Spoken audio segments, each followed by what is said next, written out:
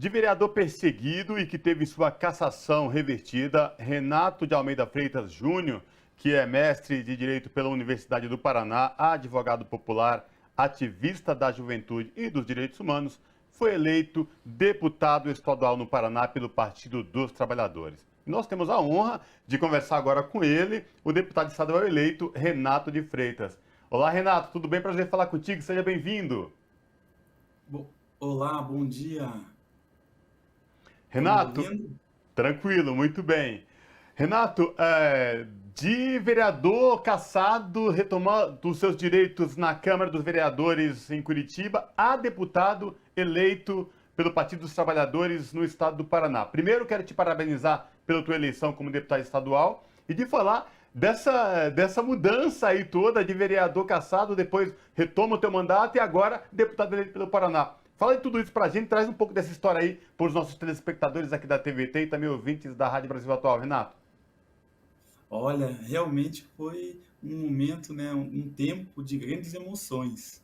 Não só no que diz respeito ao pleito nacional, né, para presidente, que a gente foi até o último segundo, até os últimos votos, e realmente foi algo de foi uma grande expectativa que nós estávamos nutrindo, claro, com muita luta e um pavor aí, né, de, infelizmente, imagine ter mais 4 anos desse governo desastroso e genocida para muitos dos nossos, seria aí uma abreviação da própria vida, já que a política do outro governo é uma política de morte. E foi justamente contra essa política de morte que nós estivemos manifestando naquele dia 5 de fevereiro e que gerou uma onda de fake news, de construção de uma narrativa criminosa que dizia que eu tinha invadido uma igreja, desrespeitado o padre, ameaçado fiéis, uma série de coisas que foram construídas a partir do laboratório do ódio, né, o laboratório da mentira, que eles hoje em dia constroem a mentira em ritmo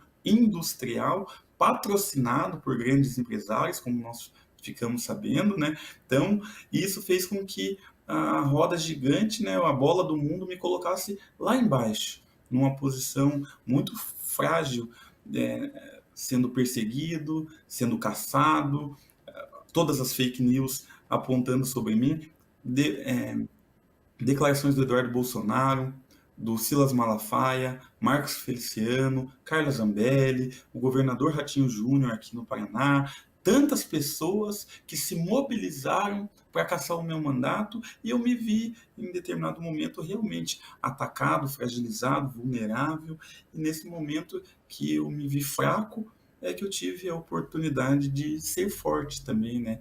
De seguir aquilo que eu sentia, aquilo que eu pensei, as razões pelas quais nós fizemos aquela manifestação e fui irredutível em relação a essas razões. E essa irredutibilidade, essa perseverança, talvez, que fizeram com que hoje eu me tornasse deputado estadual. Porque, ao contrário do que muitos queriam, eu não fiz um pedido de desculpa incondicional para a igreja, para a sociedade, assumindo uma conduta inconsequente e imatura do ponto de vista político, como muitos começaram a analisar logo depois dos atos.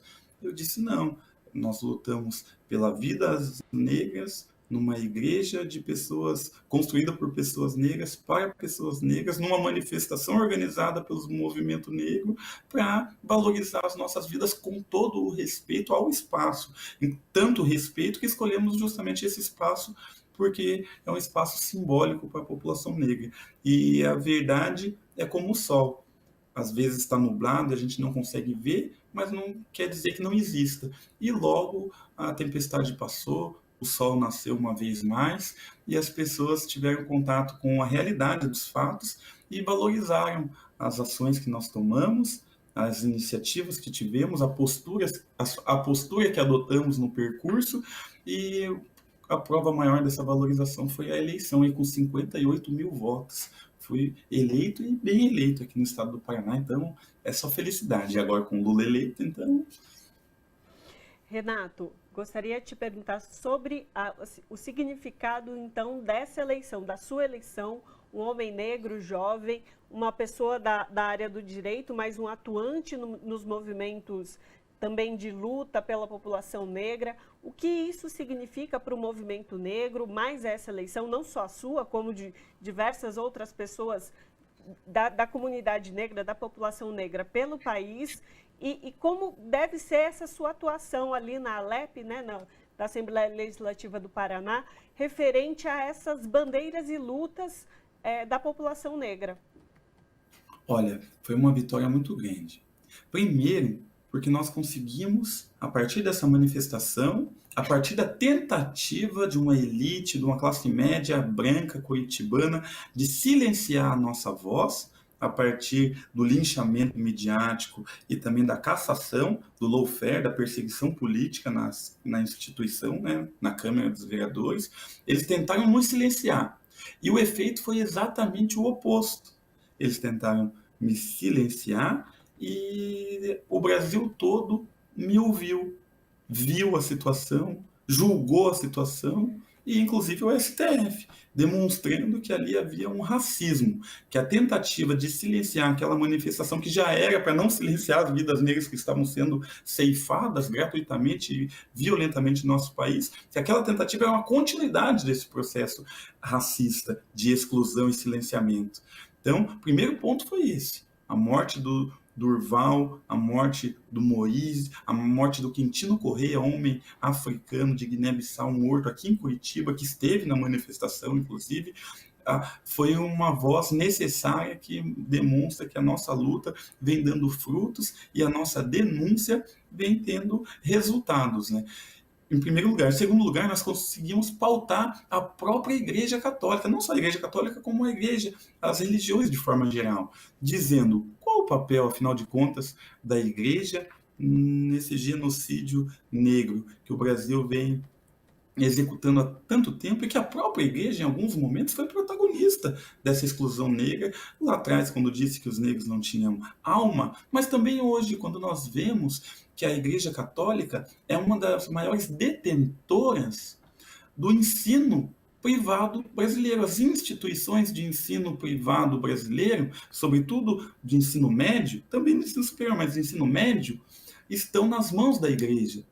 E esses jovens, novamente, da classe média, média alta, branca, que estudam nesses colégios, não são educados para sensibilidade, por conhecimento da nossa história e, portanto, por uma cultura de paz e compreensão. Pelo contrário, é uma cultura da insensibilidade, da ignorância e da violência. É claro que é reproduzida pelos pais, mas tinha a Igreja, a partir do ensino médio, das suas instituições de ensino, que direcionar, de acordo com princípios cristãos, esses jovens, nem que para isso, infelizmente, tivesse que entrar em algumas divergências com os próprios pais. Mas como são os pais que pagam, quem paga a banda, escolhe a música. E nós conseguimos colocar essa e tantas outras reflexões no seio da Igreja e encontrar apoio. Tanto que nós nos encontramos, inclusive, com o próprio Papa. Então eu percebo desse movimento todo que nós, do movimento negro, nós, pessoas negras, saímos mais fortes, porque sobrevivemos e porque aprendemos com o processo.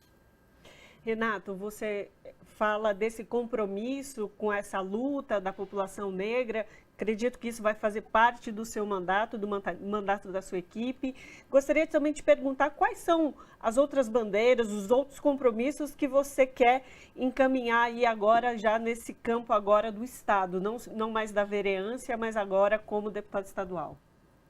Perfeito. Olha, a primeira pauta, ela diz respeito, eu acho que é uma pauta, uma reivindicação, que ela tem a capacidade de convergir diversas outras, inclusive a pauta racial, que é a pauta pela reforma agrária. A Lei de Terras de 1850 preparou, garantindo a terra a título e não por ocupação, não por posse, preparou o terreno para a Lei Áurea de 1888. Preparou no sentido de que, já que a terra seria por um papel, vínculo com o cartório, ou seja, quem era de cima, que tinha poder, isso garantia que as famílias negras, mesmo que já morassem há determinado tempo em suas terras, quando conquistaram a liberdade, não poderiam estar ali, porque não tinham um título. E o Brasil é um dos únicos países da América Latina que nunca experimentou uma reforma agrária. Então a própria ideologia do mérito já vem viciada de berço. Como mérito? Se uns tiveram a cesaria, se foram todos herdeiros do poder. Estou com um livro aqui que eu gostaria até de fazer a indicação. Um livro do professor Ricardo Costa de Oliveira, que é Na Teia do Nepotismo, Sociologia Política das Relações de Parentesco e Poder Político no Paraná e no Brasil. Ele vai mostrar aqui nesse livro que ali umas 62 famílias estão no Paraná, no poder, desde as caravelas. O prefeito atual, Rafael Valdomiro Greca de Macedo, é da família Macedo, que é de uma nobreza do século XII em Portugal, ou seja, das caravelas. O primeiro prefeito de Curitiba, mais de 300 anos atrás, foi Borges de Macedo, da mesma família do atual prefeito. Durante toda a história do Paraná, 1/3 dessa história, a família Macedo esteve no poder judiciário, no Tribunal de Contas, na Associação Comercial e no Poder Legislativo e Executivo. Ou seja, eles tiveram todos os poderes. E a terra ainda é o grande fator de diferenciação e que, por consequência, retira o acesso a outros tantos direitos. Então, a reforma agrária e reforma urbana é uma das nossas principais pautas, e a segurança pública como uma inversão. Hoje, a segurança pública é toda circundada, toda dirigida por patrimônio. E nós queremos propor uma política de segurança pública que resguarde, salvaguarde, principalmente a vida no país, que é o Brasil, que é o país mais violento do mundo. Tá certo. Então, parabenizá-lo mais uma vez pela eleição como deputado estadual. Conversamos com Renato Freitas, que é advogado popular, ativista da juventude e por direitos humanos e dos direitos da população negra, e deputado estadual eleito pelo Paraná, pelo Partido dos Trabalhadores no Paraná. Renato, muito obrigado pela sua participação conosco aqui hoje. Abraço, Valeu. até a próxima. Tamo junto.